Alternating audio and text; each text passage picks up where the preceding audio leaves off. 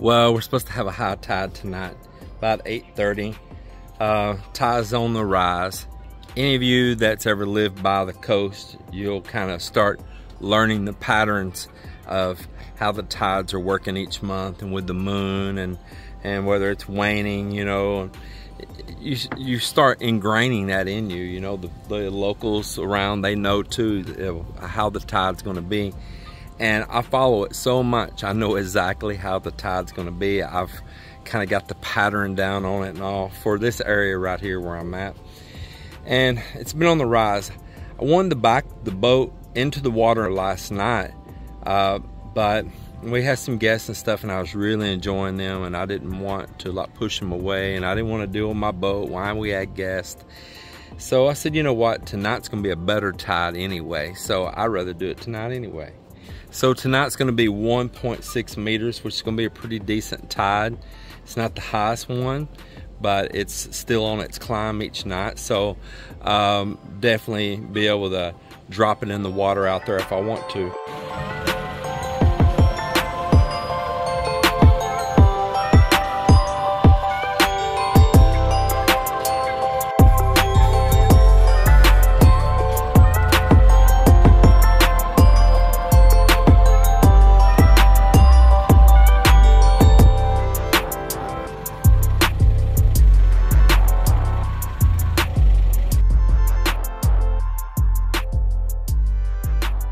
Well, I got it backed up here to the beach, but it's about 3.5 hours before high tide. I don't have to wait all the way to the highest tide, but somewhere between 7:45, 8 o'clock, maybe up to 8:30, I'm gonna back it on down and launch it. It'll be dark then, just what I want, because this time of day right now, it's busy out the beach, okay? And I like my privacy. I like to be left alone. I don't like a lot of spectators and, you know, a lot of ooh, ooh, ooh, and what is this, what is that, look at this, hey, hey, hey, stop, stop, and they think that you're doing something wrong and they've never done it in their life, and whew, you know what I mean, I'm sure. I appreciate the help, it's wonderful, but I've been doing this kind of stuff solo my entire life, or just with a friend, or with my wife. It's all I need. I appreciate them though, but it's too much, and I just like the quiet. I like peaceful, low, easy going, chill out, check things, not a lot of talking, and everybody's rattling so and carrying on that you can't even hear or know what's going on, you know. Yeah, so wait till after dark, they all go in the house, man. They all boom, vamoose, because it's rice time. It's rice and fish time, or it's red horse and tandoori time, but it ain't beach time no more, and then it's my time.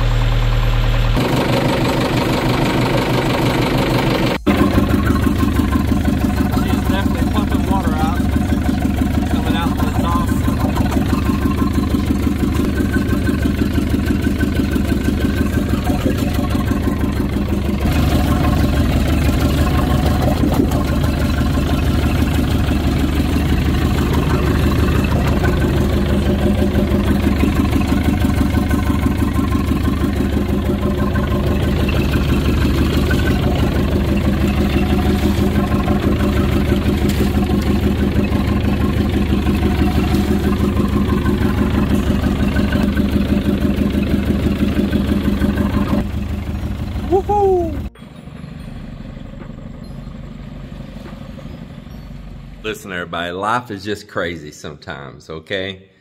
So, let me talk to you about my boat for a minute, my Sea Ray. When I launch it out here, and I want to keep it in the water, because when I launch it, I might not be able to bring it back in if the tide's low. So I may have to wait for the tide to come back up. And there's a couple sandbars out here and all, and there's some stony areas, so I need to get out there and I need to anchor it out or moor it out into an area that is just a little deeper and safe, and that means I'm a little offshore and I need to come on up to the shore. So it's been swim for it or put the life jacket on, and if you got to bring anything out to the boat, it's going to get wet, or you got to take one of the bonka boats, and then to get up there close to the bonka boat, because the big outriggers and the real small front pointy end and all, still a pain in the butt. I wanted the dinghy. I wanted something that was towable, pretty much unsinkable.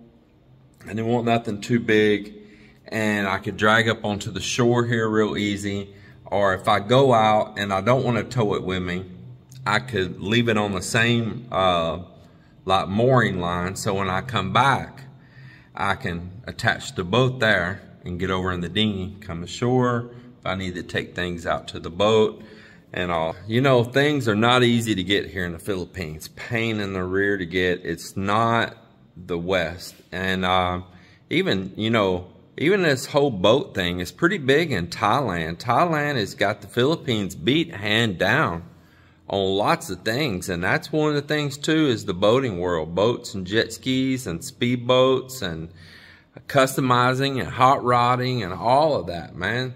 The Philippines is just lame compared to Thailand. I just say it like it is. And it's challenging to find anything here. And when you do, they want a exuberant price for it. It's always well overpriced. I mean, not by a little, by a lot. So I had looked at some inflatables. There was some really low quality, really easy to bust, horrible inflatables. I wasn't down for that. And then there were some rib boats, and my God, they wanted as much for some rib boats here in the country as you could go buy a real whole entire nice boat for. What? Forget that. And a lot of those rib boats were way too big for what I wanted to. They're too long. Just not what I was after. So, challenges. So I thought, well, I'm just going to build a dinghy. And I've got some big blocks of foam here, and I'll make a shell. I'll just use this thin plywood, and I might epoxy over it or something, you know, I thought. And I'll make some flotation in it to where it can't completely submerge if it gets water and everything in it. And maybe have a canvas made where I could tow it behind me, and the water and the waves go in it, don't, you know, fill it up full of water, it shed it off. That was my thinking. I've been really looking at it. Even had a friend even sent a deal the other day of interesting thing of them building a dinghy boat here in the Philippines, you know, because there was a need they have for one, and you know, there's not a lot of options. All right, so let's get on to the story. Right on to the heart of it. Well, today, Mel and I, we were looking at some e-bikes and just goofing off here in the living room on Facebook Marketplace. And right there amongst the e-bikes was a new listing that was just randomly thrown in there. And it was for this cool looking little dinghy, man. And I said, holy cow, that's what I'm looking for. And I looked at the price, and I was willing to pay the price that was listed. But I said, well, I'm going to just, you know, do the Philippine thing and try to haggle it down a little bit. And I did. But I recognized what it was. It's one of those little small dinghy sailboats that had where you could put the little mast in the front, and you could drop the little keel down in it, and it had a removable rudder back there on the back for a little tiller, you know, for steering it. And it's a Yamaha brand, man, and it looks really cool. And it actually has a little like 4.5 or 5 horsepower outboard on it that has like a Briggs and Stratton brand motor on this little tiny outboard. And I'm waiting here right now because they're supposed to be delivering it to me. And I tell you what, I bought it at a price that I couldn't even build one for that price. And it never a million years be as nice as this. So sometimes things just work out. You're trying to get ashore to some of these places where I want to take the boat to, but you need to leave it anchored out, and then you know, you don't want to get up where you might think it's safe and then the tide drop and you drop down on some big rock or coral or something. There it is right there, man. There it is.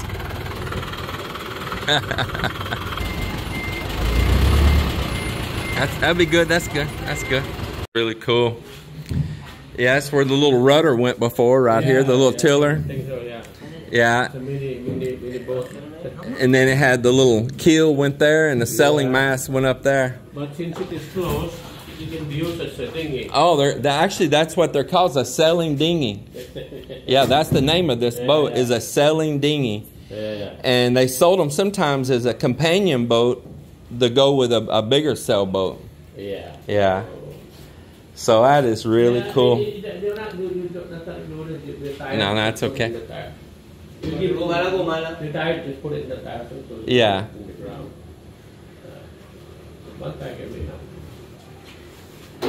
That's pretty cool, man. You got your little place to put your oars right here and row it. Yeah. I don't have it, so I answer you because I don't have it. No, that's okay. I didn't think about it first, so I'm just going to ask if he had any of those pieces. If I had, I could give it to you. What would I do with it? But I love building stuff, so I'll make all of those pieces. Yeah. Tomorrow I'll have somebody come back here because the carburetor probably has a little bit of dirt in it. Because it's running. You try it. Yeah. You mount it. It is starting, but it goes off like that. I haven't started for months. Yeah, maybe 3 or 4 months ago.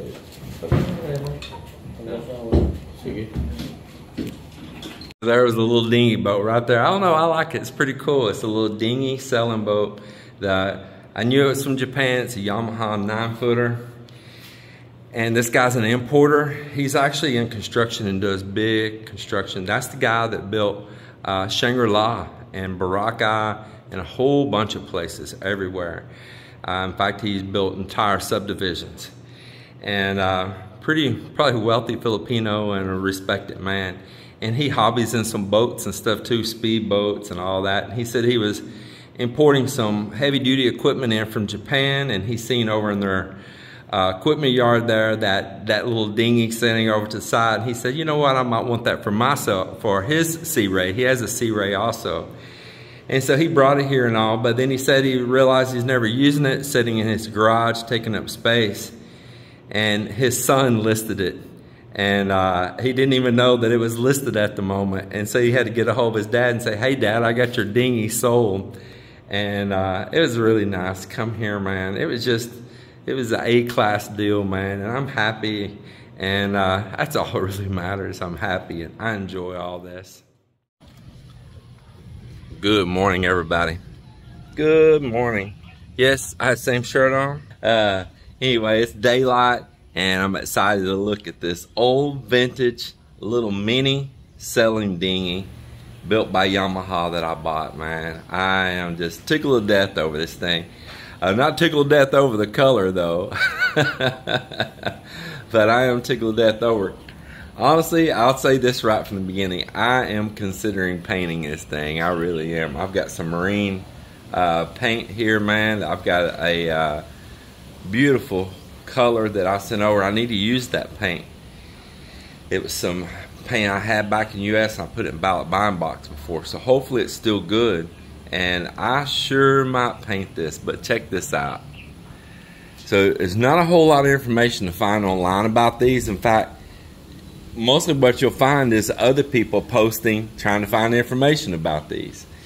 But they were built in the 1970s in Japan, about 72 to 78 or 79 in Japan, and they are a sailing dinghy. Now, yes, it's got this little outboard. This outboard came from the United States, but You see right here too, Yamaha. That's a Yamaha.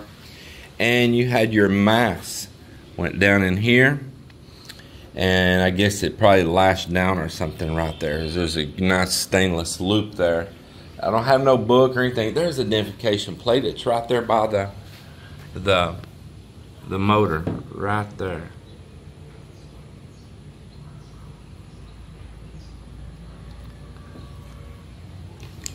That's just cooler than Cooter Brown. And right here you got your little loop on the bow right here. It's interesting.